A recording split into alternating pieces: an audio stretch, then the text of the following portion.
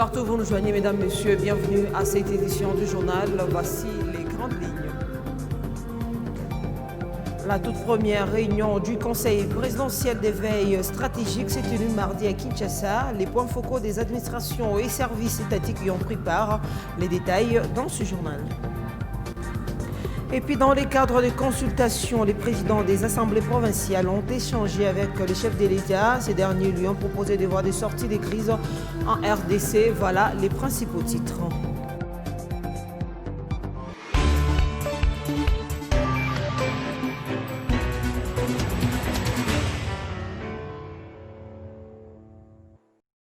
Merci d'être avec nous. Le Conseil présidentiel de veille stratégique a tenu sa première rencontre ce mardi à Kinshasa. Tous les points focaux des administrations et services étatiques y ont pris part. Objectif tablé sur la mission que le président de la République lui a assignée. Ce service rattaché à la présidence tient à jouer son rôle pour suivre et évaluer différents engagements du chef de l'État repris dans le programme commun du gouvernement. Reportage.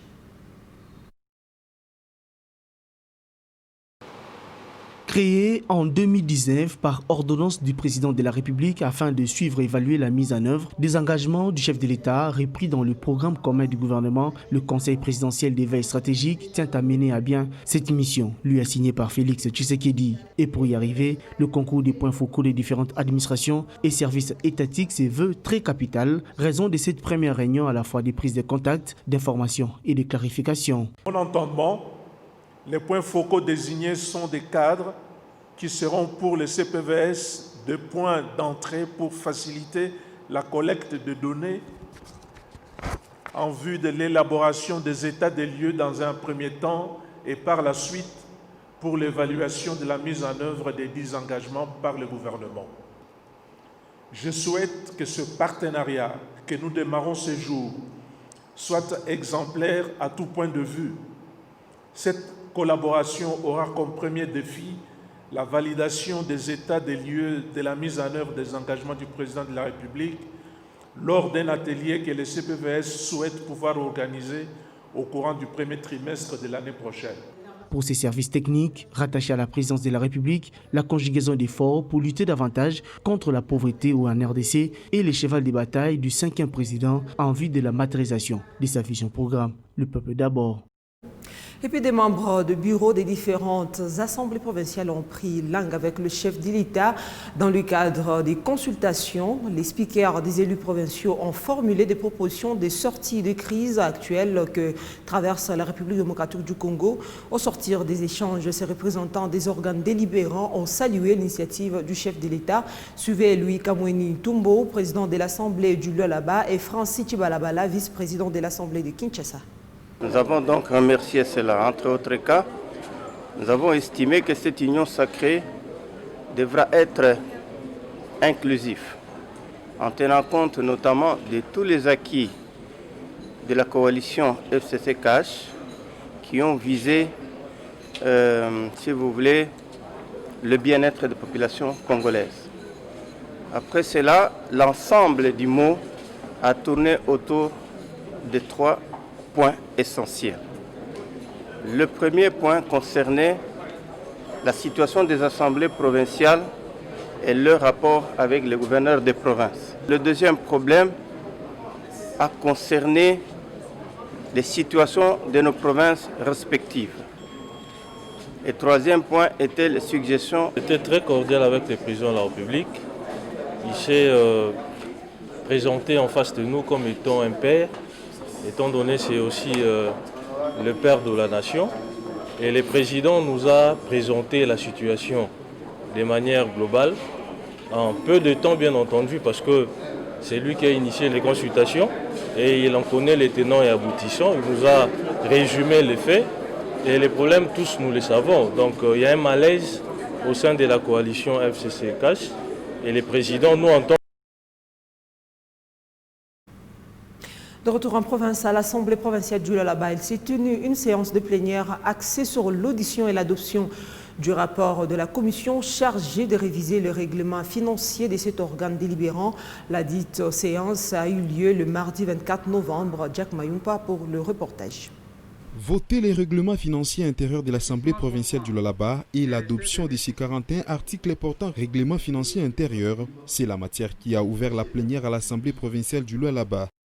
Le règlement financier de l'Assemblée provinciale du Lualaba, considérant l'importance de revoir certaines dispositions du règlement financier en vue de leur adaptabilité à la conjoncture actuelle, attendu qu'il importe d'adopter la gestion des ressources financières de l'Assemblée provinciale du Lualaba au contexte lié à ses services, à son organisation et à son fonctionnement. Sur les 22 députés qui composent les bureaux de l'Assemblée provinciale du Lualaba, 14 ont voté oui. Les 7 absents justifiés ont été assimilés au oui et un non pour la seule absence non motivée.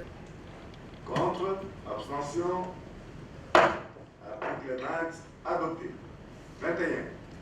Au cours de cette plénière, la commission économico-financière, chargée d'étudier les dits fixant la nomenclature des impôts, droits et taxes dus à la redevance de la province du Lualaba, a été invitée pour faire son rapport. Ces 10 rapports ont engendré un échange houlé entre la commission, le bureau et l'Assemblée avant son adoption. Dans cet édit, on a intégré certaines taxes, les impôts qu'on a intégrés dans l'édit. Et même les règles de perception, nous les avons respectées. Il revient au pouvoir central de fixer la nomenclature des impôts, droits, taxes et redevances de la province. Vous allez constater, les impôts, droits, taxes et redevances repris dans le projet d'édit sont ceux que l'ordonnance loi a déjà prévus. Ce sont les mêmes édits. Ils sont renvoyés au niveau national pour peut-être décliner une loi ou pour compléter une loi. Nous voulons que cet édit, sur le plan juridique, aide le gouvernement provincial à collecter des taxes et des impôts qui n'existent pas ici. La séance de séjour présidée par le vice-président Pierrot Mwimbi avait pour but d'aider le gouvernement provincial du Lualaba à trouver les moyens financiers de sa politique. Tout à fait autre chose. Dans ce journal, un conflit parcellaire s'est vu sur l'avenue Salongo, quartier industriel dans la ville de Kolwezi. Les habitants de ce quartier se disputent une propriété. Ces conflits perdurent depuis plus de 10 ans, malgré que la justice eut déjà rendu une décision en faveur de la famille Kimouni, selon les explications recueillies sur le terrain par Teddy Dizamba. La parcelle numéro 22 de l'avenue Salongo est sujet à un conflit opposant 2 familles au quartier industriel de la ville de Kolwezi. Cette propriété de 100 hectares est disputée entre ces 2 parties depuis plus de 10 ans, d'après les descendants d'un ex-militaire, propriétaire de la concession.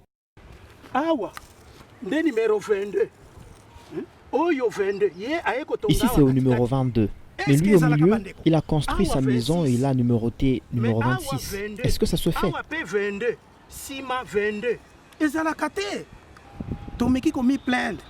Nous nous sommes plaints devant la justice, que les autorités nous viennent en aide. Notre père était un soldat, l'envahisseur aussi était un soldat. Alors pourquoi il n'y a toujours pas de solution?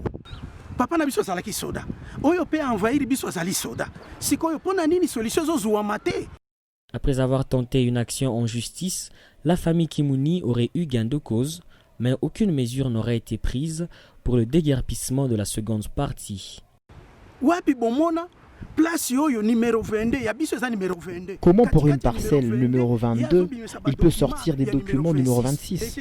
La décision de la justice était qu'il libère notre espace, mais personne n'est venu pour le déguerpir. Il fallait pas déguerpir avant le confinement. Cette famille sollicite l'implication des autorités provinciales et municipales afin d'apporter la solution à ce conflit. Le lieutenant Bambi a droit à Tamoya, à Tozali Kwenae, à Natawa Mukizazi. Il n'a aucun droit sur nous. Nous ne sommes pas de la même famille. Cette parcelle est à notre père.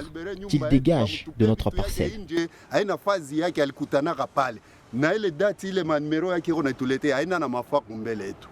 Toutes nos tentatives pour rencontrer la famille accusée de spoliation n'ont pas abouti, car les occupants de cette parcelle en conflit se sont montrés hostiles à notre caméra. Également dans l'actualité, le président du Conseil provincial de la jeunesse, Emmanuel Mouteb, a rencontré le mardi 24 novembre le directeur provincial adjoint de la direction de la communication et une session à la nouvelle citoyenneté. Ces représentants de la jeunesse de la BES est venu présenter ses civilités et dire merci à cette direction pour son apport lors des élections du comité. Dorsay Mouteb nous en dit plus dans ce reportage.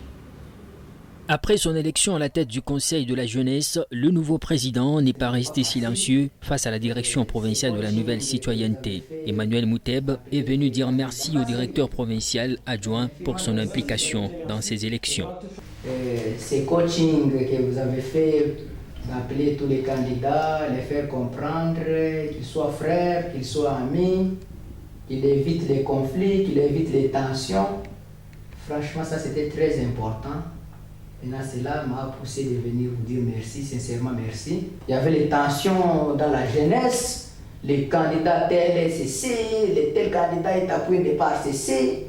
Mais vous avez joué avec une sagesse de Salomon, appelé tous les candidats, apaiser les esprits, jusqu'à ce qu'on est allé aux élections. Et c'est tout ce qu'il y a eu. Et franchement, vous êtes aussi une plaque tournante pour apaiser, donner la paix dans la jeunesse. Touché par ce geste qui rencontre les éléments constitutifs de la nouvelle citoyenneté, Félimbenga Mukuna a promis au nouveau président du Conseil provincial de la jeunesse de l'accompagner dans son mandat. L'attitude de reconnaissance, c'est une vertu. Et parce que tu l'as fait, ça montre à suffisance que tu as pris avec beaucoup de sérieux les notions de l'éthique de la nouvelle citoyenneté. Et, cher président, compte sur ma modeste contribution. Et dans ton mandat, je donnerai ce que je peux comme coaching, comme appui pour que tu réussisses. Laisse-moi quand même te serrer la main pour te dire que tu as mon soutien, je vais t'encourager. Et c'est une pincée de main de victoire, de développement et d'unité. Pour dire que là-bas, c'est une havre de paix.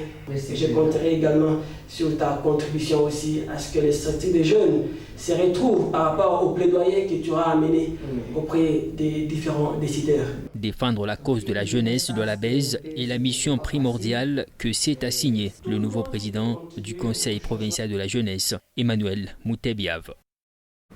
On parle justice, cette fois condamnation à perpétuité par la Cour militaire opérationnelle du Nord Kivu du chef rebelle Ntabo Taberi, alias Sheka, et son complice Zitonda. Ils ont été poursuivis par le ministère public pour des violations graves des droits humains et du droit international humanitaire, dont les viols massifs dans les territoires de Walikale entre 2010 et 2014. La société civile du Nord Kivu s'est réjouie de cette condamnation.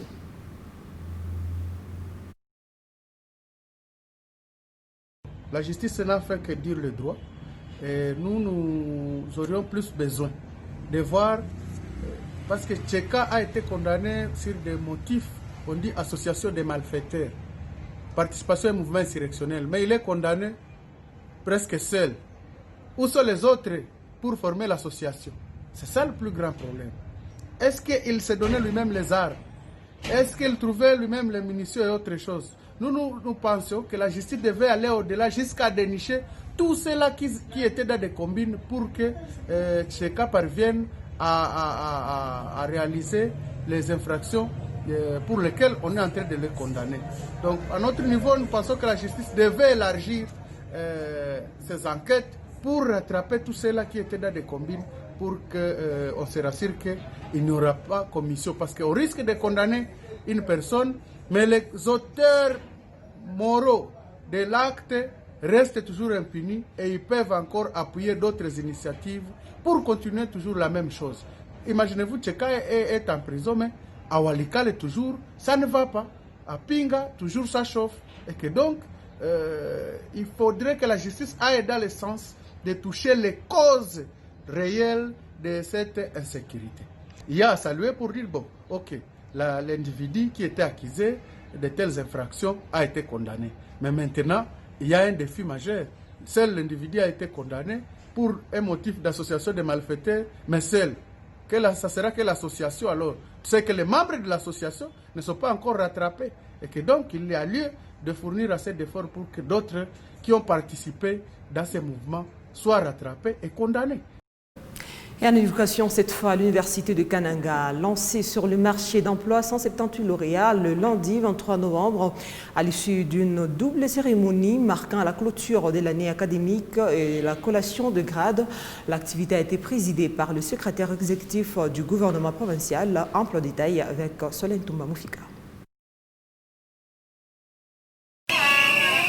C'est dans son propre site imposant, situé au village Katambayi, à plus ou moins 10 km du centre-ville, que cette cérémonie jumelée en collation des grades et clôture de l'année académique 2019-2020, que cette activité s'est déroulée. Au total, 178 lauréats sur 350 étudiants enrôlés à la grande session ont été lancés sur les marchés d'emploi dans plusieurs filières qu'organise l'Université de Kananga, première université publique du Kasaï central, tel que l'indique professeur Bertin Beya Malemba, secrétaire général académique de l'UNICAN, dans son rapport général. Sur un total de 350 étudiants enrôlés pour la première session, 178 ont réussi, soit 50,8%. Faculté de droit, 35 satisfactions. Faculté d'économie, 39 satisfactions et une distinction.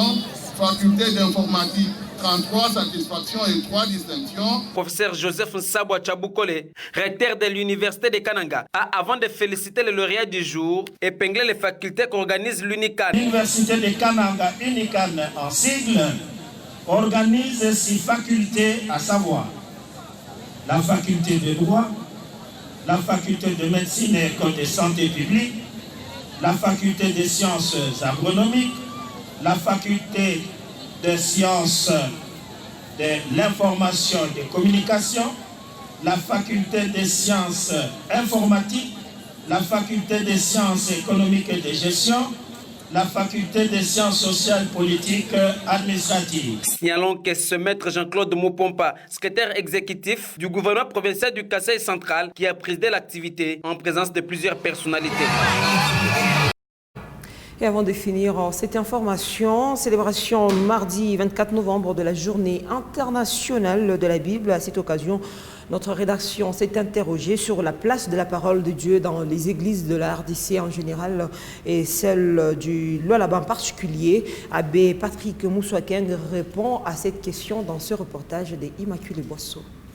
Encourager la lecture de la Bible et réunir ceux qui aiment Dieu et suivent ses commandements sont les principales raisons de la célébration de la Journée internationale de la Bible. Actuellement, dans plusieurs églises du monde, les pasteurs et prêtres insistent plutôt sur la prophétie que sur la connaissance de la parole des dieux, pour diverses raisons, notamment celles lucratives, affirme l'abbé Patrick Moussouakeng, curé de la paroisse Bienheureuse à Noirit des Colosi. Nous avons un problème actuellement, il faut se le dire.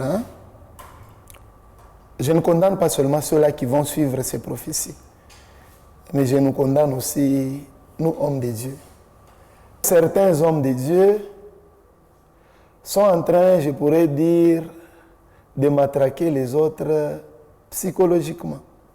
Et des fois, nous profitons de l'état ou de la situation de ceux qui viennent vers nous pour déraper, si je peux le dire. Mais soyez rassurés qu'il n'y a aucune prophétie, il n'y a aucun prophète qui peut aller contre la parole de Dieu. Et moi je dis, bon, c'est difficile qu'on arrive aujourd'hui à faire voir aux chrétiens une prophétie qui est contre la parole de Dieu. Pour encourager les chrétiens à lire régulièrement la Bible, Abbé Patrick revient sur les grâces qui s'y trouvent. La Bible, c'est la parole de Dieu. La Bible, c'est la volonté de Dieu. Donc si nous voulons bien connaître Dieu, si nous voulons bien vivre selon la volonté de Dieu, eh bien nous sommes appelés à lire la Bible et surtout à la maîtriser. Pour que, même par notre vie, par notre témoignage, dans tout ce que nous allons enseigner, dans tout ce que nous aurons aussi à faire, que nous puissions connaître Dieu et rester conformes à sa parole. Des fois nous profitons, bon, je pourrais dire, du manque de connaissance des autres pour leur faire gober du n'importe quoi. La Bible, c'est ça la parole de Dieu. La Bible, c'est ça Dieu. Si nous voulons servir Dieu et si nous voulons travailler pour Dieu, nous devons avoir une connaissance au moins de la Bible. Les Saintes Écritures restent la base et le fondement de la foi chrétienne, a renchéri l'abbé Patrick Moussoinkeng. Ce journal est terminé. Merci à vous tous de l'avoir regardé. Restez en compagnie des programmes de Mikuba Télévision.